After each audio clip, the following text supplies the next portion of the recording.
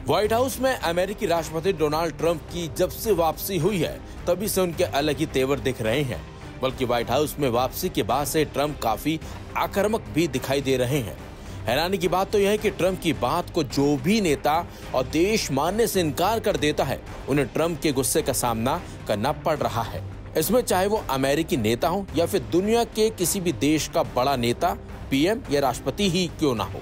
अब पिछले हफ्ते की बात करें तो पिछले हफ्ते दक्षिण अफ्रीका के राष्ट्रपति सिरिल रामाफोसा के साथ ट्रंप की नोकझोंक हुई थी, जिसकी वीडियो भी सामने आई थी। तो अब ट्रंप इजरायली प्रधानमंत्री के ऊपर फायर होते नजर आए। खबर तो यह भी है कि ट्रंप की नेतन्याहू के साथ तीखी बहस भी हुई है। इजरायल के प्रधानमंत्री बेंजामिन नेतन्याहू और अमेरिकी राष्ट्रपति डोनाल्ड ट्रंप के बीच हाल ही में हुई फोन कॉल में बहस छिड़ गई, जिसमें ईरान के साथ चल रही अमेरिका की बातचीत और गाजा युद्ध पर चर्चा हो रही थी। इजरायल के चैनल 12 ने सोमवार को जानकारी दी कि दोनों नेता तेहरान को परमाणु हथियार प्राप्त करने से रोकने के लिए एकमत नहीं है। रिपोर्ट के मुताबिक ट्रंप ने गुरुवार को कॉल के दौरान नेतन्याहू से कहा, मैं ईरानियों के साथ एक कूटनीतिक समाधान चाहता हूं। मुझे एक अच्छा सौदा करने की अपनी क्षमता पर विश्वास है। ट्रंप ने कथित तौर पर इस बात पर भी जोर दिया कि वो एक ऐसे समझौते की तलाश कर रहे हैं जो दोनों पक्षों के हितों की पूर्ति करेगा, लेकिन इजरायल नहीं चाहता कि ईरान के साथ अमेरिका के रिश्ते सामान्य हो। चैनल 12 ने बताया कि कॉल का लहजा पहले से अलग लगा। ट्रंप नेतन्याहू से इन दिनों अलग चल रहे हैं। उन्होंने अपने मध्य पूर्व दौरे से भी इजरायल को दूर रखा था। हालांकि चैनल 12 ने बताया कि बातचीत आपसी समझ के नोट पर खत्म हुई। आपको बता दें, ये कोई पहला मामला नहीं है कि ट्रंप ने किसी बड़े नेता को फटकार लगाई हो, क्योंकि हाल ही में ट्रंप ने रामाफोसा से बातचीत के दौरान एक वीडियो चलाया जिसमें शोषितों के नरसंहार के साक्ष्य दिखाए जाने का दावा किया गया था। दक्षिण अफ्रीका ने इन सभी आरोपों को खारिज करते हुए कहा, गोरे लोग अपराध के मामले में औसतन ज्यादा निशाना बनते हैं, लेकिन देश में हत्या की दर बहुत ज्यादा है और पीड़ितों में ज्यादातर अश्वेत हैं।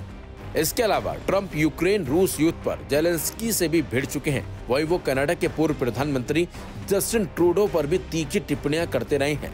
लेकिन जिस तरीके से ट्रंप दूसरे देशों के नेताओं को धमका रहे हैं, उन्हें कमजोर जताने की कोशिश कर रहे हैं, उससे ऐसा लग रहा है कि वो अपने आप को ज्यादा मजबूत दिखाने की कोशिशों में लगे हुए हैं और पूरी दुनिया को ये दिखाना चाहते हैं कि उनसे ताकतवर और उनसे मजबूत इस वक्त कोई नहीं है।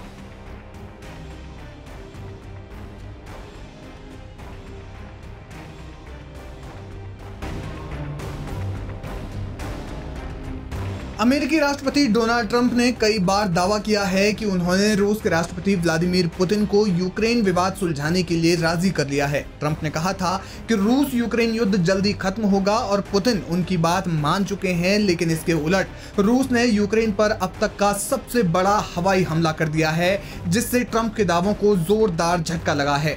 अब ट्रंप को दूसरा झटका ईरान से लगा।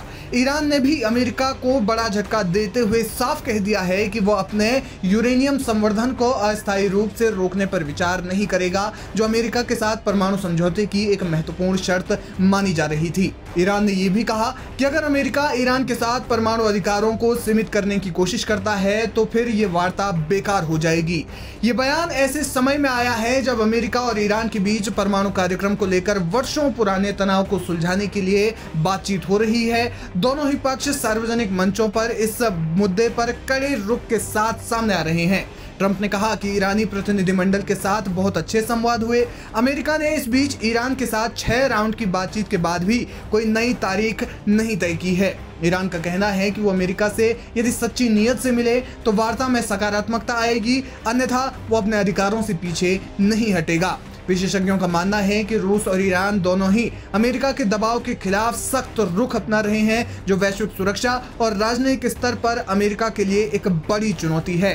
रूस का यूक्रेन पर व्यापक हमला और ईरान का परमाणु संवर्धन जारी रखना ट्रंप की विदेश नीति के दावों के विपरीत है। रूस और यूक्रेन के बीच जारी संघर्ष विराम वार्ता के बीच रूस ने यूक्रेनी शहरों पर अब तक का सबसे बड़ा हवाई हमला किया, जिसमें 367 से ज्यादा ड्रोन और मिसाइलें दागी गई। इन हमलों से अब तक 12 लोगों की मरने की खबर है। इस हमले पर ट्रंप ने कड़ी नाराजगी जताई और पुतिन की नीतियों की आलोचना की। ट्रंप ने कहा कि वो पुतिन से खुश नहीं है और नहीं समझ पाते कि वो अचानक इस तरह के हमले क्यों कर रहे हैं। उन्होंने बताया कि वे पुतिन को लंबे समय से जानते हैं और पहले उनके साथ संबंध ठीक थे, लेकिन अब पुतिन शहरों पर रॉकेट फेंक रहे हैं और आम लोगों को मार रहे हैं, जो उन्हें बिल्कुल भी पसंद नहीं है।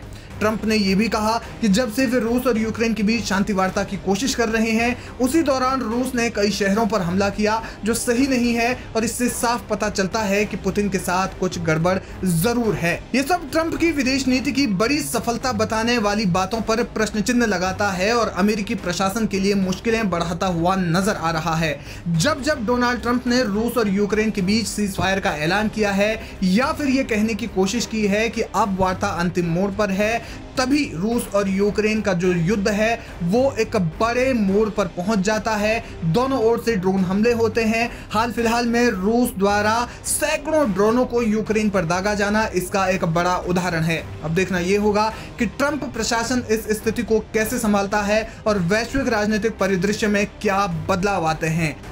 वहीं अगर रूस के साथ ईरान के साथ भी वार्ता विफल हो जाती है तो फिर यह अमेरिकी विदेश नीति के लिए एक बड़ा झटका साबित हो सकती है।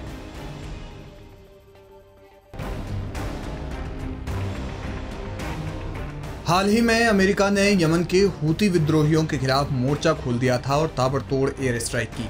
इसके बाद ट्रंप ने अचानक समझौते का ऐलान कर इसराइल समेत सबको हैरान कर दिया, लेकिन अब अमेरिकी सेना ने एक बार फिर से यमन में जोरदार आसमानी हमला कर मुस्लिम देशों समेत कई मुल्कों को चौंका दिया है। हालांकि यह हमला अमेरिका ने हूती विद्रोहियों के नहीं बल्कि आतंकी संगठन अल कायदा के ठिकानों पर किया है। खास बात यह है कि यह हमला उस इलाके में किया गया जहां यमन की वो सरकार चलती है जिसे अंतर्राष्ट्रीय स्तर पर मान्यता प्राप्त है। अदन में सीमा पर स्थित अबियान प्रांत के एक सुरक्षा सूत्र ने कहा कि इलाके के निवासियों ने हमें अमेरिकी हमले की सूचना दी। उन्होंने बताया कि हमले में 5 अल कायदा के सदस्य मारे गए। अल कायदा द्वारा इस्तेमाल किए जाने वाले एक पहाड़ी क्षेत्र का जिक्र करते हुए एक दूसरे सूत्र ने कहा कि शुक्रवार शाम को खबर अल मरकशा के उत्तर में अमेरिकी हमले में 5 लोग मारे गए। हालांकि उन्होंने बताया कि उन्हें हमले में मारे गए लोगों के नाम नहीं पता, लेकिन जानकारी है कि अमेरिकी स्ट्राइक में अल कायदा के एक स्थानीय कमांडर की भी मौत हुई है। एक समय में वॉशिंगटन इस इलाके को AQAP यानी अल कायदा इन अरब पेनिनसुला के नाम से जानता था। वॉशिंगटन मानता था कि इस इलाके में अल कायदा की सबसे खतरनाक शाखा चलती है। कहा जाता है कि अल कायदा में यमनी और सऊदी गुटों के विलय से 2009 में जन्मे AQAP ने यमन के युद्ध की अराजकता में विकास का काम किया, जिसने 2015 से हूती विद्रोहियों को सरकार का समर्थन करने वाले सऊदी नेतृत्व वाले गठबंधन के खिलाफ खड़ा किया। अब अमेरिका ने अल कायदा के इसी ठिकाने पर हवाई हमले करके उसे तबाह कर दिया है। हालांकि इसमें अल कायदा के इंफ्रास्ट्रक्चर को कितना नुकसान हुआ है इस बारे में अभी कोई जानकारी नहीं है, लेकिन कहा जा रहा है कि अमेरिका की ये कोशिश अल कायदा के बचे खुचे नेटवर्क को भी खत्म करने की दिशा में एक बड़ा ऑपरेशन है। इससे पहले अमेरिका ने यमन में अपने हवाई हमले बंद कर दिए थे।